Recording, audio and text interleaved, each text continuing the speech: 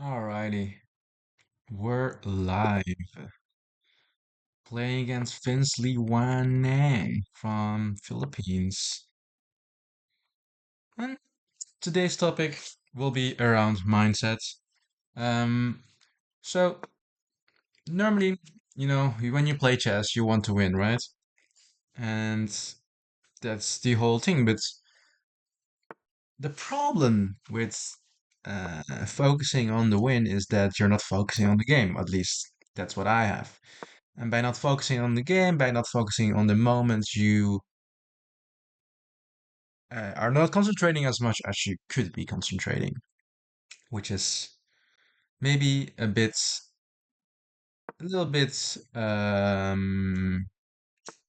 problematic. The same way I am not concentrating at the moment because I'm kind of playing chess. The same thing applies to the current situation, where a lot of people are focusing on the result of the game. And by doing that, by thinking, oh, I have to win, it's counterproductive and you lose the game. That's what I'm trying to say, basically. So, in order to avoid those things, I would say the solution would be to actually let go of the outcome, let go of whatever the outcome might be, and to actually focus on the now, the process, on learning. That's a big breakthrough I have had uh, in the past year or so, where I would focus more on trying to improve, trying to learn from my mistakes, and that's how I um, got decent, basically. So now let's try to do that and let's try to focus on the game. We have this current position, which I kind of played um, in intuition. We got through the opening without move 13, and he just played Queen E1. Queen 1 opens the diagonal up and maybe has some ideas of maybe controlling the square, so I cannot play my ideas, but maybe also doubling up. I have no clue actually. There are also ideas like this, so my knight is actually well placed here. And I was thinking to go knight g5 here, but there's rook c1, and yeah, it's actually really hard to make any intrusions here. There's also a5. There are ideas of rook f7, rook f8. I like to play with my pieces, so I'm gonna go with this. It's quite unclear on what to do, but this goes both ways. And I think if I stack up my rooks, that will have a good effect on the long term. So now that he played queen here, it's definitely because he wants to take on h6, and because this pawn is pinned, we cannot retake. We can avoid that by playing king h8, but we can also look for a better move, which would make it harder for him to play. For example, maybe knight h5, but then maybe queen g6 looks very nasty. Yes, g6 is very strong, which makes me consider to go to h7 instead with the king, in order to lock that in, lock that square in. I mean, it's also quite risky because we are quite vulnerable on this diagonal. But he's not able to attack us on the diagonal, king here, queen here, and then takes. And I don't think the knight would take too long actually to even cause us trouble on those squares. So let's go king h7 and see how he would punish us if we do that. Notice now that the rook of our side is actually unprotected. This could be a liability, but I don't think this is because it used to be protected by the king, but I don't think it's a problem. For him, weaknesses are like these pieces, um, as they are unprotected, and this is also for me a target. So I'm thinking takes. See, now this is exactly how he was trying to punish us. The rook is unprotected, so we just defend it. Simple. By realizing that our rook was a target, we can make accurate assessments and play accordingly. Okay, now we can either decide to take with the pawn, the rook, or the bishop. Well, rook takes, rook takes, rook takes looks appetizing as we have an open file. You can just simply counteract that, and we have a very equal endgame.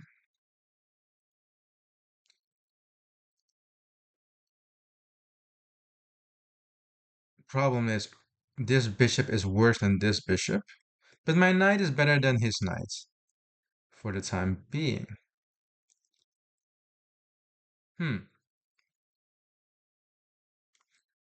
I'm actually not so against it because after takes, here takes, there's a knight here and we win something. But he goes there instead, which is very logical. Trying to force us to make some concessions in the position. And now, although I'm really not opposed to trading, because it would lead to the same thing, his knight has actually improved since, which could be problematic. There's also a rook here. But then takes feels a bit odd here. Then I would just go back and all right. We're gonna go to an endgame. It's gonna be boring, but maybe we'll learn something. Maybe we'll learn something. Okay, now knight here seems very reasonable to play. If he takes here, we might have something like this, and we can pick up the bishop. If he takes here twice, looks scary, but I feel like it's gonna be okay there as well. So yeah, a little bit of a time deficit, but again, the outcome is not in our hands. We just have to take the time we need, not too much, not too little. Don't overthink, don't not think. And if we lose on time, that's the outcome. That's fine. It's gonna hurt a little bit. It's gonna sting a little bit, but um, yeah, it's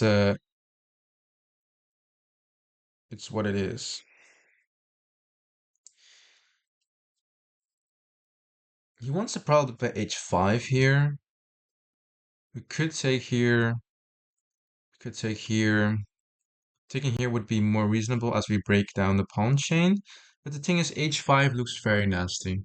And by playing h5 ourselves, we can shoo away this knight, which is one. And two would be that we prevent h5 from happening. And h5 would also control the square. So that's another thing. But by preventing this, I think we're out of the blue, out of the woods. We can also play queen e8 to play maybe there. Wow, a sack. Okay.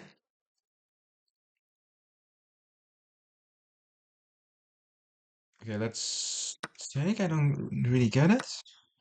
I guess he just wants to pick up this. And there's also this. It's a lot actually, but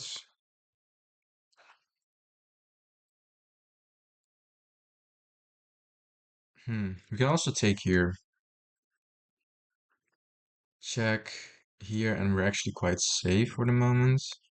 He would have to move his bishop, and then this is already a target. And there's no way, like, this looks very scary, but if you go here, we're actually quite safe. Like, he cannot give a check here, here, nor here. And this was the square I was most afraid of, but that's impossible, right? Because the queen is here. Because that is unprotected, and if the queen attacks the queen, then we obviously take the queen. So we're just gonna take here, actually. Like, it looks very scary to allow this to happen, but it's actually, I feel like this is the best move, because we're turning this, we're turning this. He has to play something like Queen h5 check here, here, and then go here, which already looks super awkward. Because f3 goes here, check here. We might have this. No, no, no, we don't have this check. But perhaps it's this move is already hard to find. And then we can still play something like here, attacking both pawns again. And the position looks really good.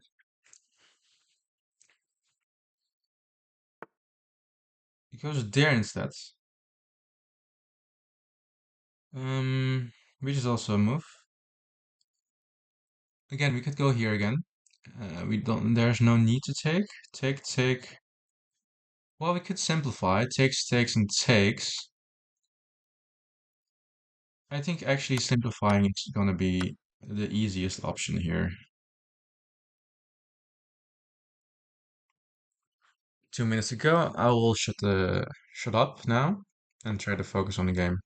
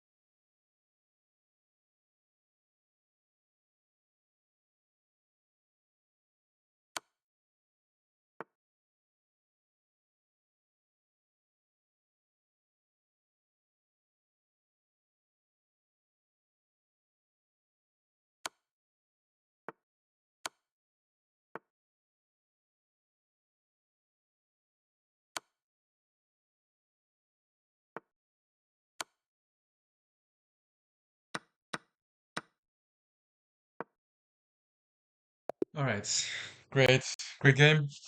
Yeah, good technique at the end. I really had to focus there, and we got the job done. I was really worried here at this moment because in this moment, a very critical moment, I would say, I went for the check, obviously, because that's a no-brainer. But here, if I played something like seeing the threats and doing the first move that comes to my mind, I would walk into some type of repetition. So I opted to go for this, and after this, in a different position, we could just simply play it out. And when he went up, like he actually, I think he had to go down. We could just simply trade off into the winning game. Yeah, very very nice game. Very nice game. Very nice game. And I hope you guys enjoyed this video, and see you guys next time.